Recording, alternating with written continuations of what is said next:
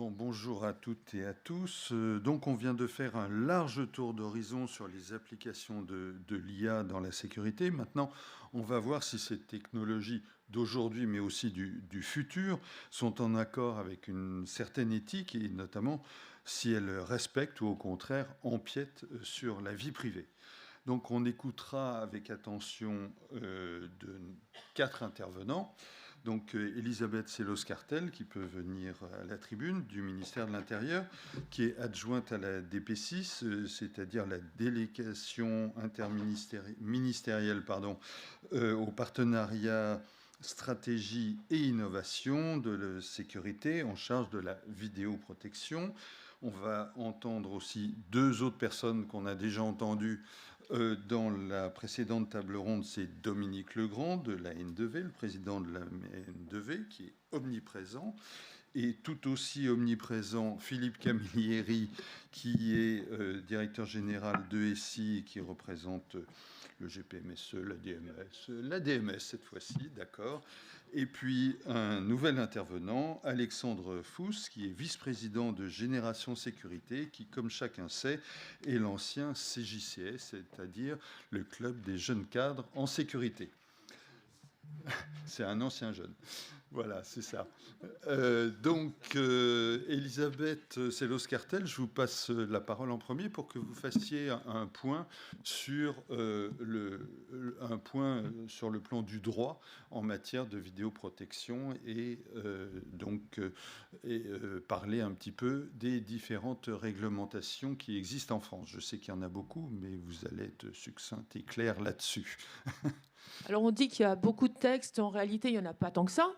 Vous avez deux premiers textes qui encadrent la surveillance dans les espaces privés, qui protègent les personnes des images qu'on peut prendre les concernant lorsqu'elles sont chez elles finalement.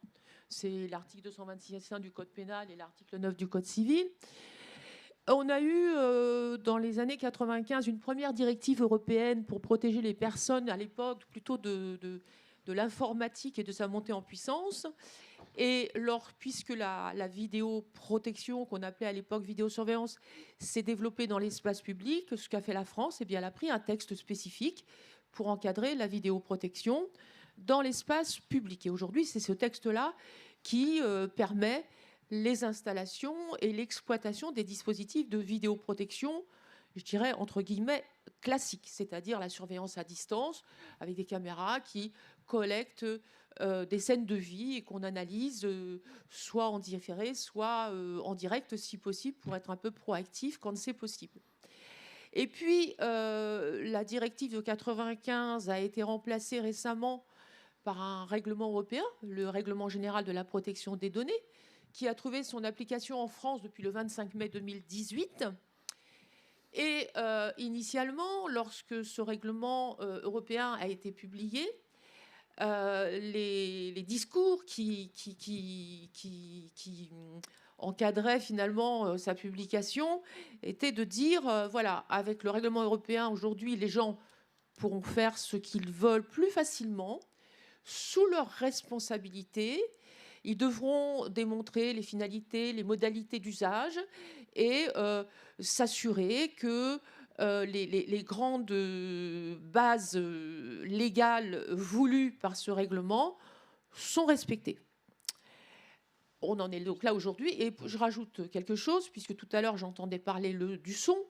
Le son associé à la vidéoprotection est un peu particulier. On a évoqué tout à l'heure une entreprise qui s'était fait renvoyer chez elle parce qu'elle avait mis en place un dispositif de capteur sonore associé à des caméras qui filmaient la voie publique, et la Commission nationale informatique et liberté, qui s'occupe de l'application de la loi informatique et liberté et depuis la sortie du règlement général de la protection des données, ce qui s'occupe également de l'application de ce texte, et là je finirai par dire quelques mots là-dessus, a effectivement contesté ce déploiement au motif que ces capteurs sonores associés aux caméras pouvaient enregistrer des conversations à caractère personnel. Bon.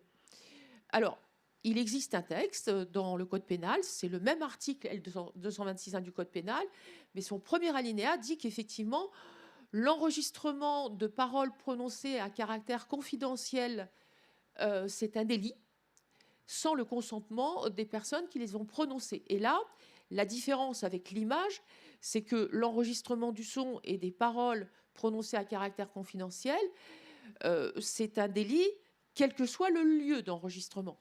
Ce qui fait que je ne sais pas ce que faisaient les capteurs qui avaient été associés aux caméras de la ville de Saint-Étienne. J'ai l'impression qu'il y a beaucoup de fantasmes sur la réalité technique à enregistrer des conversations à titre personnel prononcées dans la rue quand on marche. Il y a des pollutions sonores, il y a plein de choses. Et honnêtement, comme le disait monsieur Dominique Legrand tout à l'heure, c'est vrai que cette délibération de la CNIL qui a consisté à dire au maire de Saint-Étienne, vous me retirez ça tout de suite, aurait peut-être mérité une analyse contradictoire avec une association d'une commission, par exemple d'éthique, qui associerait aussi le ministère de l'Intérieur, c'est possible, les policiers, les gendarmes, enfin tous les gens qui s'occupent de la sécurité et qui sont en mesure de dire si les choses sont utiles, exploitables et si elles sont effectivement attentatoires ou pas. Là, on est un peu dans le flou parce que je ne sais pas ce qu'enregistraient exactement ces capteurs sonores. Alors, tout à l'heure, je rappelle par contre sur ces captations sonores que là encore, je vois que j'ai l'impression des fois qu'il y a une volonté ou un systématisme qui consiste à se dire toute technologie nouvelle, attention, attention, c'est dangereux. Moi, j'ai l'impression, enfin, je dirais à titre personnel qu'aucune technologie n'est par essence bonne ou mauvaise, et ça, c'est pas moi qui le dis, ça, c'est d'autres personnes avant moi qui l'ont dit, mais j'adhère particulièrement à ce propos parce que c'est la réalité. Il y a des technologies qui apportent une réponse aux problèmes pour lesquels elles sont conçues. Si elles sont trop dangereuses, il ne faut pas les mettre en œuvre. On est tous d'accord là-dessus. Enfin, moi, je suis d'accord là-dessus. Mais je trouve qu'on a tendance à considérer systématiquement qu'elles sont dangereuses.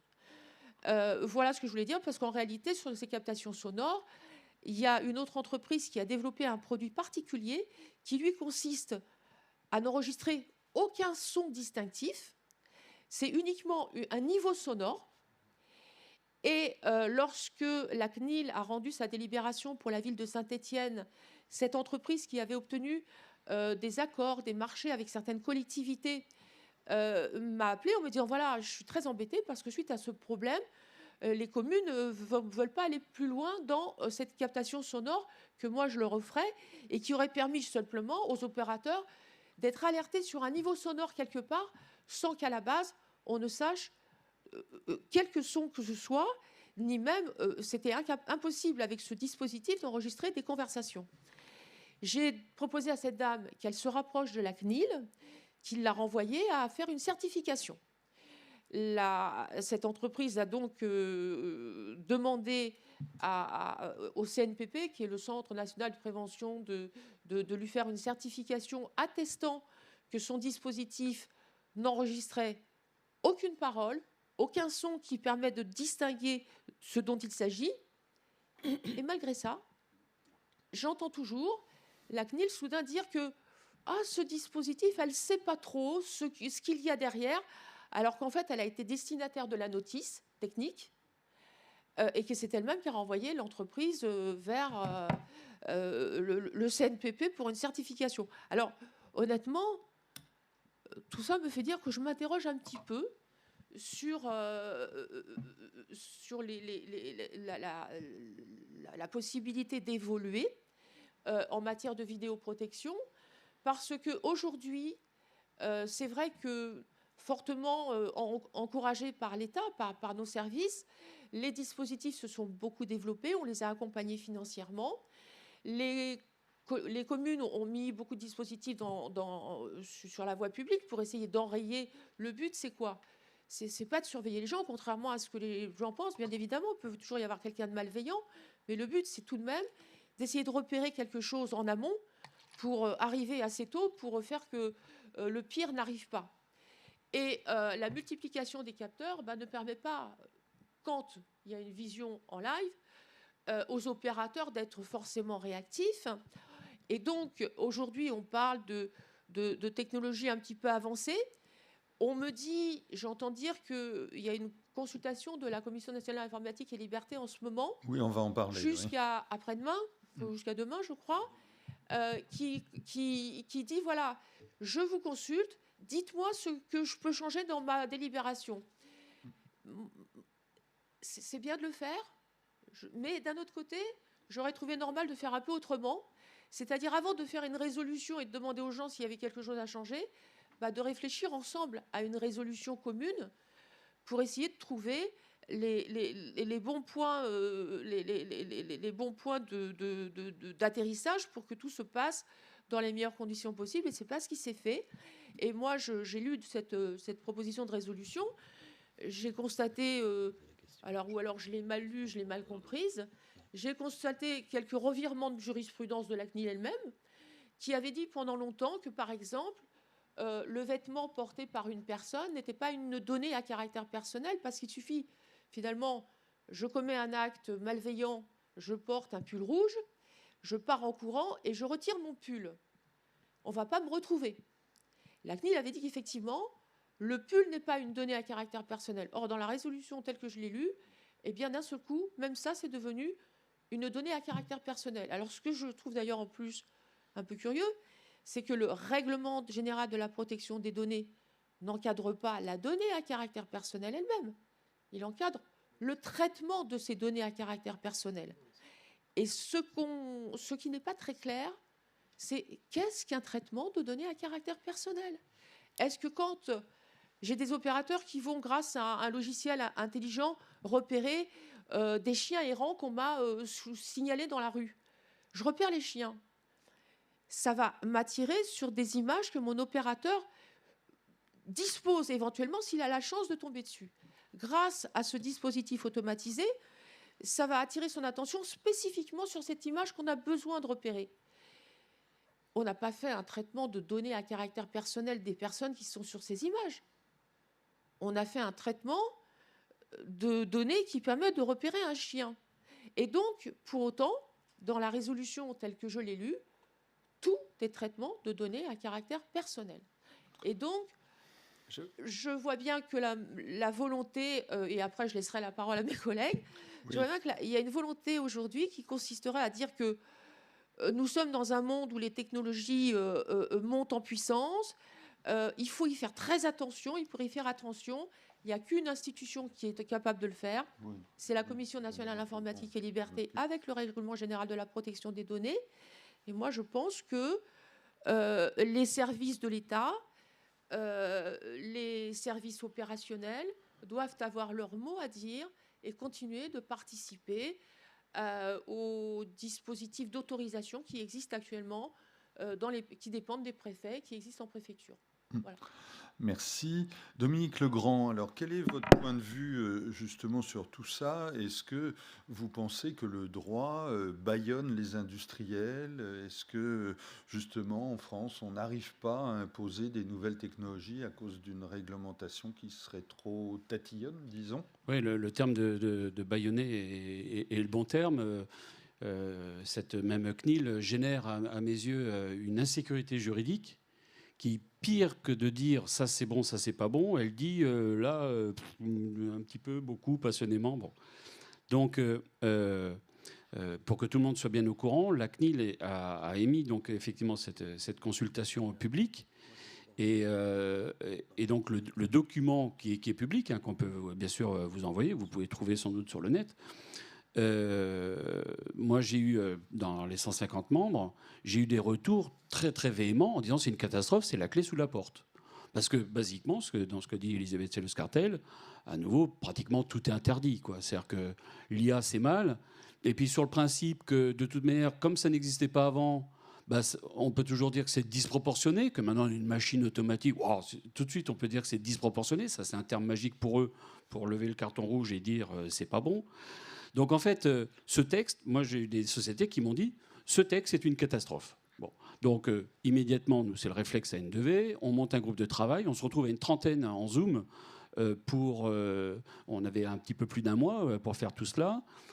Première réunion Zoom, une trentaine, deuxième réunion Zoom, on fait une map, on donne les idées, etc. et on reprend le texte. Donc vous avez pris connaissance, on vous l'a partagé. On essaye d'être modéré, parce que l'objectif, c'est pas de dire la CNIL est nulle, même si on a envie de le dire, mais ils prennent un pouvoir complètement dingue. Mais on essaye de restructurer le débat, parce que oui, les technologies peuvent être dangereuses, mais bien encadrées, et notamment avec le RGPD, avec toute la mécanique RGPD, avec le DPO qui valide ou pas tel et tel usage, etc. D'où mes 180 usages de tout à l'heure que j'évoquais. Tout ça, c'est lié. Il faut retomber sur nos pieds, c'est un impératif. Donc, on a monté ce groupe de travail. La note est prête, elle fait 16 pages, elle est construite. Bien évidemment, si vous m'envoyez un mail, je vous renverrai ce texte pour que vous en preniez connaissance et que vous mettiez à gauche le document CNIL, à droite l'analyse à N2V, enfin l'analyse à N2V, des membres à N2V qui ont travaillé sur le sujet. C'est pas nous qui écrivons, nous on synthétise les pensées. Et déjà pour donner quelques réflexes, histoire que vous repartiez avec quelques idées précises, j'ai dit tout à l'heure et je le répète, en France finalement sur la vidéoprotection notamment, dans les espaces publics ou les espaces privés ou publics, tout est interdit sauf si c'est autorisé. Finalement, c'est le texte qui dit ça. C'est-à-dire que monsieur le maire, vous n'avez pas le droit de mettre des caméras, sauf si vous avez un projet d'en mettre 12, de les déclarer enfin, je fais un raccourci, en commission départementale de vidéoprotection, le préfet met son tampon, et ces 12 caméras, dans cette autorisation, vous pouvez les lancer. Et avant, il ne fallait pas les lancer. Et donc, finalement, c'est interdit, sauf si c'est autorisé. Vous savez, comme le don du cœur, ça fonctionnait comme ça, c'est-à-dire que les dons d'organes étaient interdits, sauf si vous aviez fait une démarche pour le don. Ça, c'est très mauvais.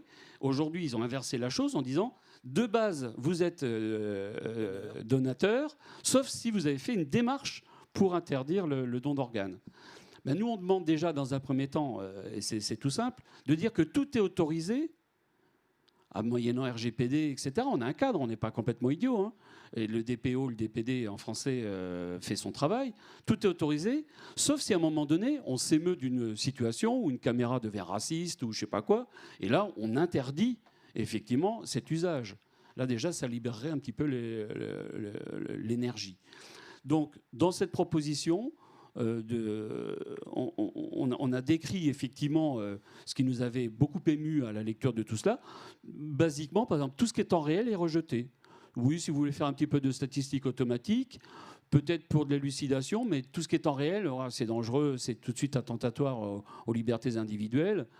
Bon ben non, parce que par définition, on a besoin de ce temps réel pour agir en amont, mon fameux 1, 2, 3, 4 de tout à l'heure, et en 32 minutes sur une situation problématique. Donc là, dans un premier temps, c'est catastrophique. Et puis, donc, ce qu'a commencé à évoquer Elisabeth Sellers-Scartel et que j'aimerais renforcer, c'est que nous, on demande, y compris dans cette note, que le périmètre d'action et la fonction de la CNIL soient peut-être réécrites ou redéfinies ou reprécisées. Parce que la CNIL fasse un contrôle sur un site pour dire ça, c'est pas bien, ça respecte pas la loi, pas de souci. Moi, je ne demande aucune relation avec un contrôleur URSSAF ou un contrôleur fiscal. Il fait son boulot, il fait respecter la loi, le fisc, l'URSSAF, point barre. Mais dès lors que cette même institution commence à donner un avis, une réflexion, une direction, mais on est en pays démocratique, c'est qui eux ? Et là, pour le coup, autant eux nous demandent une transparence totale sur nos modes de fonctionnement. En Suisse, ça s'appelle même justement le délégué à la transparence, hein, ceux qui travaillent sur ces sujets-là. Eh bien, eux, je les trouve complètement opaques. Alors, quand ils sont dans la salle, forcément, ils me disent c'est pas vrai. Essayez donc de discuter avec la CNIL en tant que société directe. C'est très compliqué, c'est partiel. Et puis, à tout moment, il y a l'épée de Damoclès qui peut tomber pour dire ah non, ça, Saint-Étienne, avis défavorable, circuler. Et comme l'a dit Elisabeth Sellers-Scartel, cette société qui ne mémorise rien, qui traite tout à la volée pour dire ah, ça s'appelle une attaque, j'entends un coup de feu. Ben là, avis défavorable. Tout simplement, j'ai lu leur torchon, je dis bien torchon, parce que là, je suis prêt, même s'ils sont dans la salle, à argumenter avec eux. Je suis ingénieur de formation, je mets un 2/20 à leur note. Un 2/20 pour ne pas mettre un 0. C'est-à-dire que c'est un torchon. Ils n'ont strictement rien compris à la technologie scientifique. Je la connais, on me l'a expliqué moult fois, l'intelligence artificielle, réseau de neurones, détection, etc. Oui, mais il y a quand même un risque que vous enregistriez. Bon, ça bouge, quoi, à la fin. Ça commence à bien faire. Ils sont certifiés CNPP que ça ne marche pas comme ça. Bon, donc, à mes yeux, la CNIL a pris un pouvoir complètement dingue. Et posez-vous la question, et posez la question autour de vous. La CNIL, on a toujours un avis favorable, justement, sur la CNIL. Si la CNIL dit « c'est pas bien », c'est la CNIL, quand même. Et à nouveau, est-ce qu'un maire peut attaquer la CNIL, peut faire une attaque au tribunal administratif? Pas sûr, quoi. Pas sûr qu'il ait envie. Alors qu'il faudrait le faire aujourd'hui. Saint-Étienne aurait dû y aller. Ils auraient gagné. Parce que là, moi, je confirme, au niveau technologique, il n'y avait pas d'enregistrement sonore. C'est les fantasmes. On détecte des coups de feu, des appels au secours, des bris de glace, des débuts de tronçonneuses, enfin, ils appellent ça des disqueuses thermiques. Donc pour couper des vitres, etc. Bon, c'est essentiel dans nos métiers. Sur un télésurveilleur, avant d'avoir un contact sec d'infrarouge d'une intrusion à l'intérieur, il y a un quart d'heure de bruit à la tronçonneuse. C'est excessivement utile, un bruit de tronçonneuse à 3h42 du matin. Ça m'étonnerait que ce soit un ouvrier qui refasse une porte. On n'a pas le droit. On n'a pas le droit de le faire. Mais c'est dingue. Donc effectivement, et je termine avec ça, parce que je suis en train de m'énerver tout seul, c'est pas bon pour ma tension. La CNIL, tant qu'elle fait respecter la loi, c'est bien. Avis favorable. Dès lors qu'elle donne des avis, des réflexions, pourquoi est-ce que M. Larcher a été demandé à la CNIL son avis sur tous ces sujets? Mais les sénateurs, les députés ne sont pas assez grands pour définir une loi et un cadre, et réfléchir sur ce qui est bien et pas bien. Donc là, il y a urgence, et c'est ce que nous, à N2V, on pousse aussi aux députés actuels, sachant qu'on risque d'avoir peut-être un président qu'on connaît déjà qui revient de 5 ans. C'est un risque. Voilà. Donc, si on a la même équipe, ce sera bien dans la LOPMI, la loi d'orientation et de programmation du ministère de l'Intérieur. Donc, on espère que cette gouvernance de CNIL, qui soit là pour contrôler, mais pas pour donner son avis. L'avis de la CNIL, je m'en moque, et j'aimerais le dire haut et fort. Merci Dominique. Je crois que après l'avis d'Elisabeth, très protocolaire, merci Elisabeth. Dominique nous le fait avec le cœur, le sang, les tripes. Moi, j'aimerais. Oui, il faut, Elisabeth. J'aimerais interroger Philippe avant de passer la parole à Alexandre, mais Philippe, cet avis sur le texte sans... Alors, étant expert judiciaire, je suis attaché à un principe qui est celui du contradictoire, ce qu'on nous apprend forcément dans une expertise. Donc, je vais faire un petit peu l'avocat du diable. Tu vas voir, ça ne va pas être pour longtemps. Donc, Commission nationale informatique et liberté. Ce que je note, moi j'ai eu accès à ce projet alors ça s'appelle un projet si on parle bien du même document, projet de position relative aux conditions de déploiement des caméras intelligentes ou augmentées dans l'espace public. Hein, on est bien sur le même. Alors, il faut reconnaître quand même que des risques sont pointés. C'est la première partie du débat contradictoire. Un risque de surveillance généralisée, voire même un risque d'analyse généralisé. C'est pas faux. Il y a un risque de traitement massif. C'est le côté massif, effectivement, des données personnelles, voire de données sensibles. OK, effectivement, dans certains cas. Là où ça devient un petit peu plus ambigu, je note qu'un tel changement, c'est-à-dire l'installation de ces dispositifs, ne constitue pas une simple évolution technologique ou avec approfondissement des dispositifs vidéo, mais une modification de leur nature. Là, on commence à prendre une position qui m'embête un petit peu. Alors, je vais revenir quand même sur un point qui me semble fondamental. Commission nationale informatique et liberté, on est tout à fait en phase avec notre devise qui est liberté, égalité, fraternité. Mais liberté, c'est aussi devoir. Pour moi, c'est absolument intrinsèque, la notion de devoir avec la notion de liberté. La CNIL est là pour veiller à nos libertés, mais malheureusement pas à nos devoirs. Alors, moi, je proposerais bien de rebaptiser la CNILD, rajouter un petit D à la fin, éventuellement.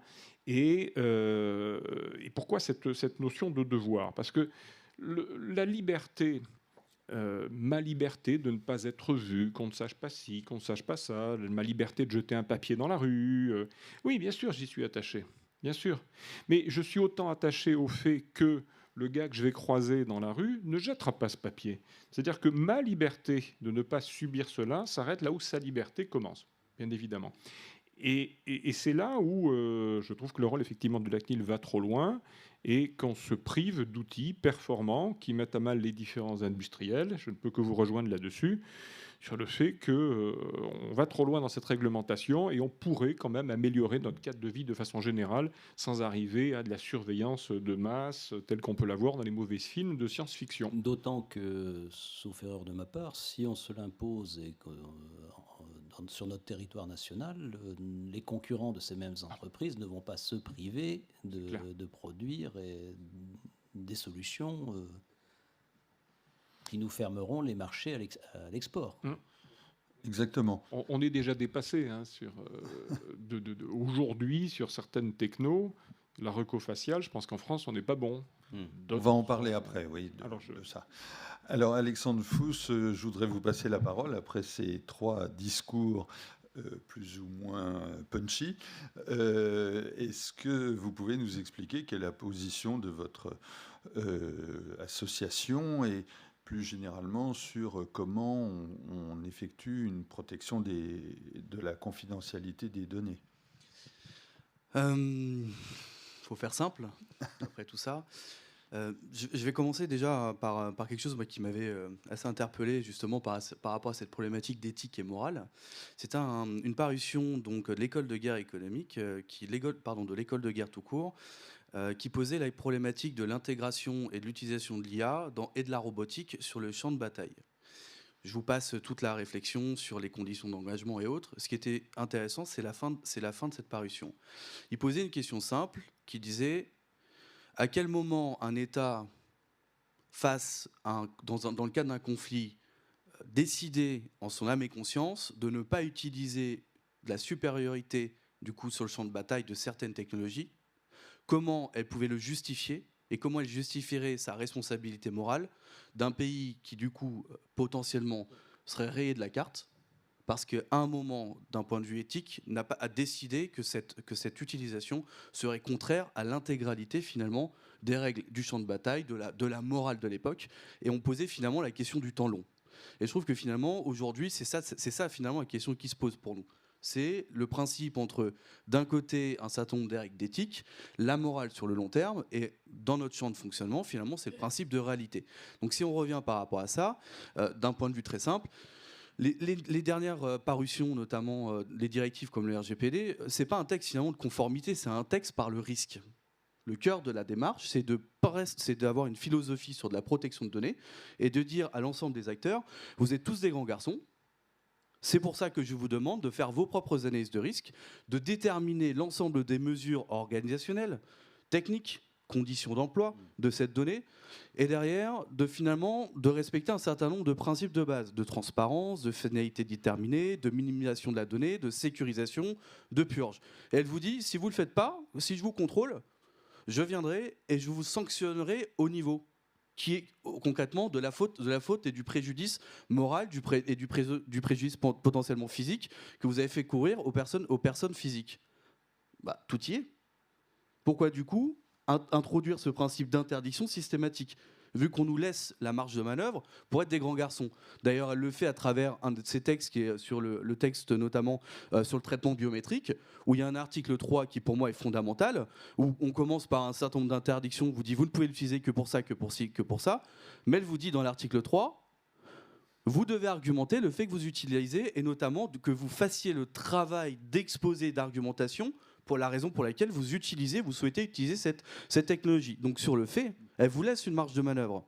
Mais encore une fois, elle revient à mon sens énormément sur un principe qui est celui de cette interdiction, un peu comme finalement dans l'armement, hein, le principe d'interdiction et puis après de dérogation, parce qu'il y a certainement deux choses à mon sens. C'est une méconnaissance véritable, je pense, des principes technologiques, ou sur l'histoire du son. Il y a quelqu'un certainement qui leur a dit que la donnée biométrique la moins falsifiable, c'est la voix.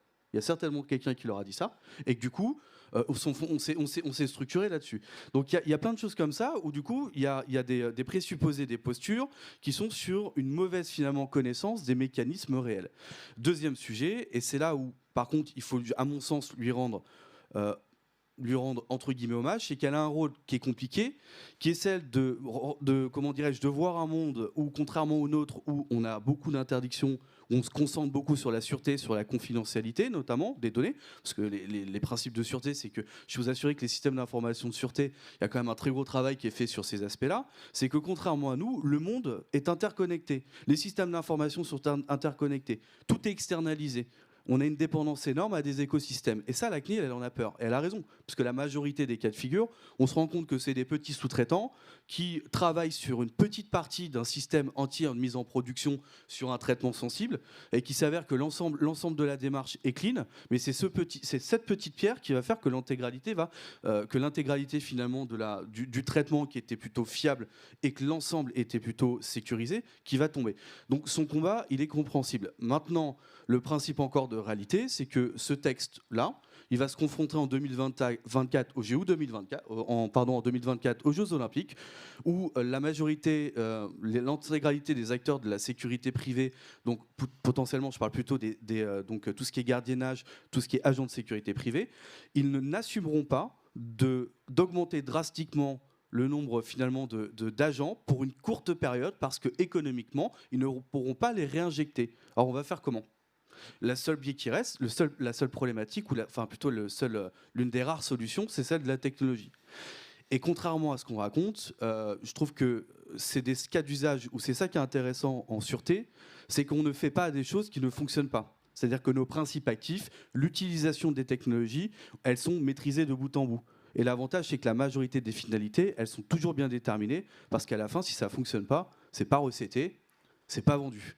Et ça, contrairement à beaucoup de systèmes d'information où on pose, par exemple, ce qui est le cas dans beaucoup d'autres environnements, on va poser des centaines de millions de données dans des serveurs pour potentiellement les modéliser à côté. Dans la sûreté, il y a plutôt la logique de l'économie, de la minimisation de la donnée, et on a quand même quelque chose de très maîtrisé. Et pour finir sur cet aspect de sécurisation, le fond de l'affaire, c'est que tous les principes sont déjà là. Les analyses de risque permettent de déterminer ce qu'on appelle des ISP, que ce soit en cybersécurité, que ce soit en sûreté, que ce soit dans du risque financier, permettent de réduire drastiquement, by design, dès la conception, la majeure partie finalement des risques qui pèsent sur les personnes. Donc la question, c'est le risque résiduel. La CNIL, normalement, laisse de la voix en disant qu'à partir du moment où votre risque résiduel est faible, il n'y a pas de problème, du moment que vous respectez les critères et l'ensemble des méthodologies de travail. Donc voilà en tout cas moi, ce que je pouvais avoir comme prisme d'analyse sur ce Rester sur le principe de la responsabilisation et pas revenir à l'infantilisation des acteurs. Quoi. Bah, c'est comme vos impôts. On vous dit soyez transparent et pas transparent, pardon, voilà, respectez finalement le fait qu'on fait tous notre déclaration d'impôt.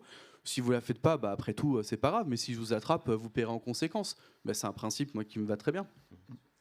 Alors, Elisabeth Sellos-Cartel, on a beaucoup parlé là, maintenant là, de la réglementation des textes, mais il y a aussi peut-être sur le terrain une manière de l'interpréter. Quel est le degré de latitude des préfets en région pour interpréter un règlement, par exemple, pour autoriser ou pas un système de vidéoprotection ? Alors, les préfets qui autorisent les systèmes de vidéoprotection en l'état actuel des textes qui existent au Code de la sécurité intérieure apprécient le dispositif qui leur est proposé en fonction de l'environnement local. Il est évident que quand vous avez le préfet du Gers qui est confronté à une demande d'autorisation dans une ville où il n'y a pas de passage, ou le préfet de police de Paris qui se voit présenter une demande, ils ne vont pas l'analyser de la même façon parce que l'environnement local n'est pas le même, les risques ne sont pas les mêmes. Donc en fait, l'appréciation des préfets, elle tient compte des contextes locaux et donc du principe de proportionnalité. Et puis, il est vrai qu'il y a aussi des pratiques locales des acteurs qui sont différentes d'un département à l'autre. Vous n'avez pas du tout la même philosophie quand on va dans le Nord que quand on va en région PACA.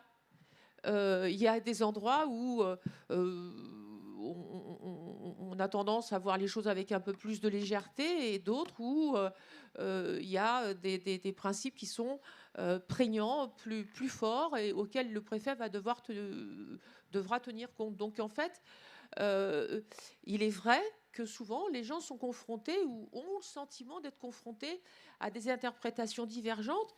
Mais on parlait de l'institution tout à l'heure, d'une institution tout à l'heure qui elle-même a des interprétations qui lui sont propres et que souvent les gens ne comprennent pas. Donc, à partir du moment où il existe un principe d'autorisation qui repose sur une institution ou sur une autorité administrative, on aura forcément des cas de figure où l'application peut souffrir de nuances qui peuvent parfois sembler incompréhensibles, mais qui en réalité répondent à certaines logiques. D'accord. Et là, on a fait quand même un petit focus sur les obligations de nos opérateurs nationaux au regard de cette nouvelle réglementation. Mais Dominique, votre avis sur nos partenaires concurrents américains, les GAFAM, est-ce qu'ils sont... Je vous vois sourire, mais... Bah oui. Est-ce qu'ils sont confrontés aux mêmes problématiques? Non, par définition, ils sont pas confrontés à toutes ces contraintes.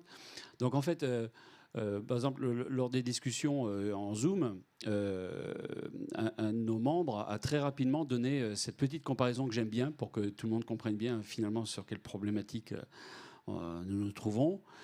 C'est celle du couteau. Un couteau, c'est à la fois indispensable pour votre cuisine tous les jours et pour couper votre viande. Le couteau est bon, et puis un couteau, ça peut tuer. Et là, basiquement, la CNIL cherche à interdire le couteau parce que ça peut tuer. C'est un raccourci total, je ne sais pas si vous êtes d'accord avec cette analyse, c'est un raccourci total de cette note. L'IA, c'est mal. Parce que, voilà, mon Dieu, regardez les Chinois, et donc là je réponds à la question, regardez en Chine, le passeport... parce qu'on n'a pas traversé dans les clous, on n'a plus le droit de... La note sociale. La note sociale, ouais, merci pour ce rappel. Donc, mais ça, c'est la Chine, c'est leur définition, c'est leur décision. Ils votent, ils sont démocratiques, ils ne sont pas démocratiques, c'est leur problème. Nous, on est en France, on va réélire quelqu'un, on voit bien, malgré tout, sans faire de politique politicienne, on voit bien qu'on risque d'avoir quelqu'un qui est plus ou moins au centre, qui va sortir du chapeau dans 2 mois. Quoi. On est toujours en France. Et j'entends régulièrement, c'est oh là là, la reconnaissance faciale. Donc le couteau, à chaque fois, traduisez. La reconnaissance faciale, c'est si un jour il y a un extrême qui passe, ça va être la catastrophe. Mais c'est le contraire. Ne pas traiter un délinquant qui est dans la nature parce qu'on s'interdit l'arc facial alors que la technologie le permet, c'est peut-être ce qui va faire élire un jour un extrême. Et puis on voit bien que de toute manière, si cet extrême passe, en 15 jours, il va autoriser 1 million de caméras déployées en 6 mois avec 1 million de reconnaissances faciales. Mais de quoi on parle? On dit n'importe quoi en la matière. Donc s'interdire quelque chose, ce couteau, parce qu'un jour il peut tuer, bah, c'est s'interdire tous les couteaux dans la cuisine. Donc pour moi, c'est ça l'angle. Et c'est ça, bien sûr, qu'on souhaite. Donc tout a été dit finalement. Hein. J'aime bien ton expression sur nous sommes des grands garçons. Bah, y a des grandes filles aussi dans les décideuses. Mais à un moment donné, laissez-nous tranquilles. Et l'état d'esprit du RGPD, si on revient là-dessus, ça va vraiment dans ce sens-là. C'est-à-dire, faites votre étude d'impact, votre analyse d'impact. Bon, où vont les données? Combien de temps elles sont gardées? Ça vous semble sain? Ce DPO, DPD est formé, il a conscience de tout cela, il fait point barre. Et que la CNIL revienne dans son rôle de sanction en disant « J'ai entendu dire que vous comptiez les noirs et les blancs dans votre entreprise à l'entrée du centre commercial. » Alors ça, c'est pas bien. Alors, on est d'accord. Une caméra raciste, c'est pas bien. Donc sanction, et ça peut aller très loin, et allons-y. J'ai besoin de cette CNIL-là. Mais que la CNIL nous laisse respirer sur tout le reste. Et alors, pour revenir sur les CDV, les commissions départementales de vidéoprotection, qui sont dûment installées, elles ont autorité, on sait comment est-ce qu'elles fonctionnent, elles ont les dossiers, etc. Nous, ce que l'on demande, c'est que justement tous ces nouveaux usages viennent, en plus finalement des finalités existantes, peut-être donner d'autres champs exploratoires, et que ce soit le fameux régime dérogatoire excusez-moi, ah zut, j'ai un trou de mémoire, c'est pas grave, que la préfecture, effectivement, dise, bon, ben, ça, c'est autorisé, mais que ça entre dans le champ dérogatoire préfectoral. Oui, en fait, Un petit peu comme les incendies. Au début, vous vous souvenez, les incendies, la détection d'incendies de forêt n'était pas autorisée. Bon, bug, allez, 2011 ou 2010, je ne sais plus quand, on a effacé, on a dit, bon, on peut aussi installer des caméras là-dessus. Ben, je pense que les CDV doivent étendre leur pouvoir, et pour que justement ce code de sécurité intérieure, ce CSI, puisse décrire les bons usages, etc., et qu'on y aille gaiement. Et là, je suis sûr que si c'est décrit dans ce CSI, ben, on n'aura pas de problème avec la CNIL. Et je termine juste avec un point. Ça vous a peut-être échappé, mais moi j'ai été surpris qu'en 2019, les caméras piétons pour les polices municipales soient autorisées. Le texte est passé, il est rentré dans les textes. Mieux que ça, on a le droit de conserver les images, peut-être même le devoir, je ne sais plus, mais le droit de garder les images 6 mois. Mais même moi, une devait, dans mes rêves, j'aurais pas osé marquer 6 mois. J'aurais dit de manière, ça va être retoqué, ça va être 1 mois, 30 jours, 6 mois. Vous avez entendu la CNIL râler là-dessus, dire oh quoi, 6 mois, policier municipal, 6 mois, c'est un scandale. Mais non, c'est dans la loi, point barre. Donc là, nous, ce qu'on appelle, et là, on a besoin d'être tous ensemble et de travailler en meute. Oui, c'est aux commissions départementales de vidéoprotection de faire appliquer peut-être de nouveaux textes.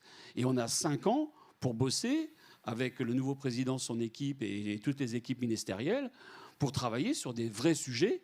Et pas de demander, comme des petits garçons, l'autorisation à la CNIL de mettre un bout de soft dans une caméra. Ça, c'est un scandale. Alors, Alexandre Fous, j'avais posé une question à Dominique Legrand sur les GAFA. Il n'y a pas répondu, c'est pas grave. Mais Tu es dans ton trip, Dominique. Là. Ouais. Donc, lui, c'est la CNIL, on a compris. Voilà.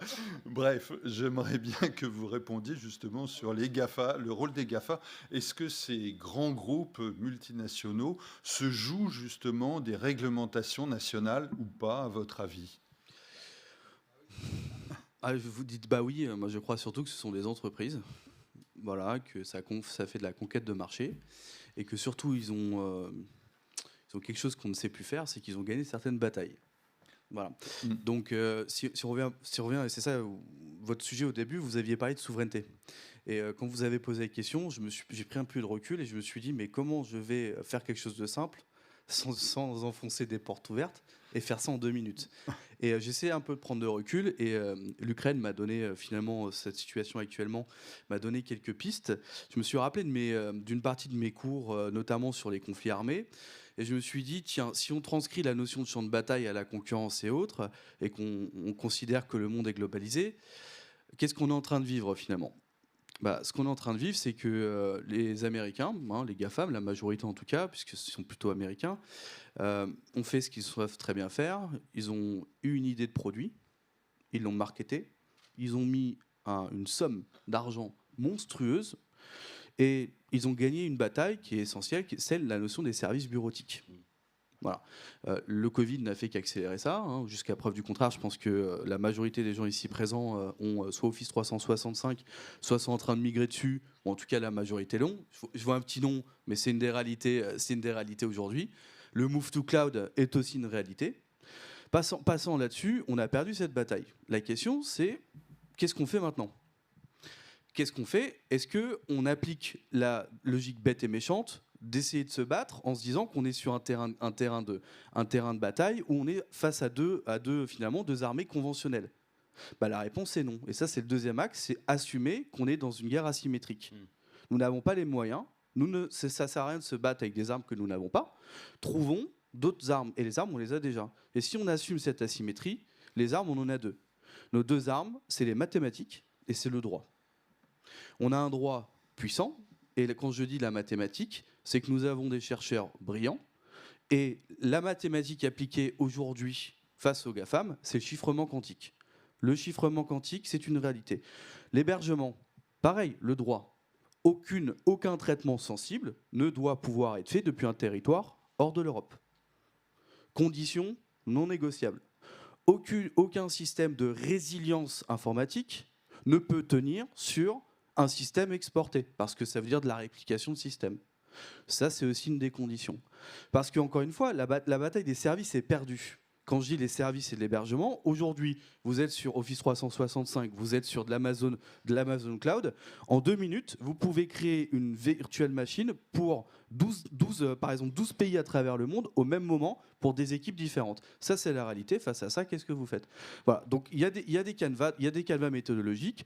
Le droit est une réalité, on connaît quand même un territoire de droit, on sait le faire, et globalement, quand on a envie d'emmerder les gens, on sait bien le faire quand même.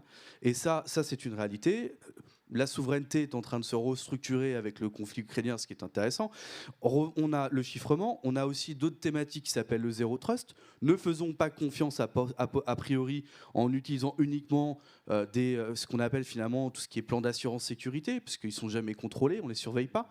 Soyons leaders, redevenons leaders, réinvestissons dans les outils de sécurité, que sont les outils notamment de surveillance, et traçons de manière très forte les usages, la manière dont on les utilise, et faisons en sorte que ce zéro trust soit fait sur l'ensemble de la chaîne, du nodeur d'ordre jusqu'au plus petit sous-traitant. Voilà. Et ça, je suis intimement persuadé que c'est l'une des réponses à avoir. Mais pour ça, il faut assumer que pour les 15-20 prochaines années, les services et une partie de l'hébergement, c'est une bataille perdue. Battons-nous autrement.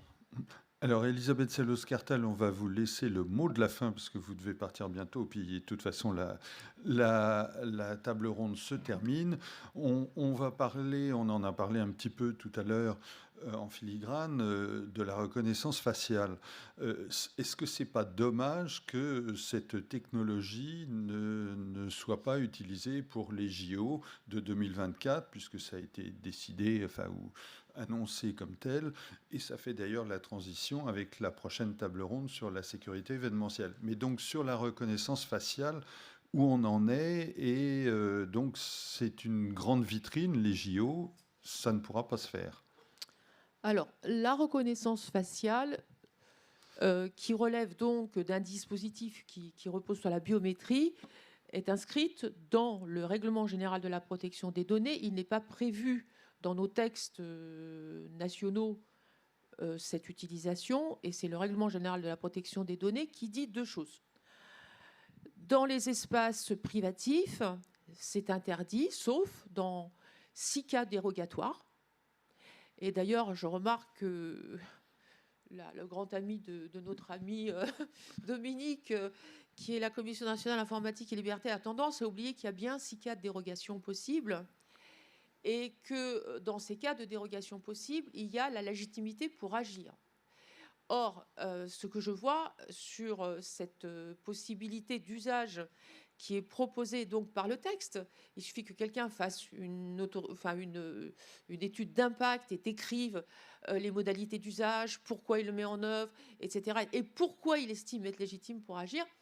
Là encore, c'est la CNIL qui va apprécier la légitimité pour agir de l'intéressé. Et je pense que ça devrait être des personnels qui traitent de la sécurité sur leur territoire, qui doivent avoir leur mot là-dessus. Et moi, je pense que c'est plus un préfet qui devrait donner son avis sur l'usage qui est fait à ce moment-là. Voilà. Donc, en fait, dans l'espace privé, c'est possible de le faire, à condition qu'il y ait le consentement éclairé de l'individu qui est d'accord pour qu'on le reconnaisse. Et déjà, ça se fait pour des usages domestiques. Par exemple, hier, je discutais avec quelqu'un qui pose des interphones très perfectionnés à l'entrée des immeubles. Il me dit, la reconnaissance faciale, c'est pas autorisé. Je dis, si. Si jamais toutes les personnes donnent leur consentement pour être reconnues, parce que ça va faciliter leur accès à leur propre espace, bien évidemment, dès lors qu'il y a le consentement écrit de la personne, je veux être reconnu facialement à chaque fois que je vais à tel endroit, eh bien, c'est possible de le faire.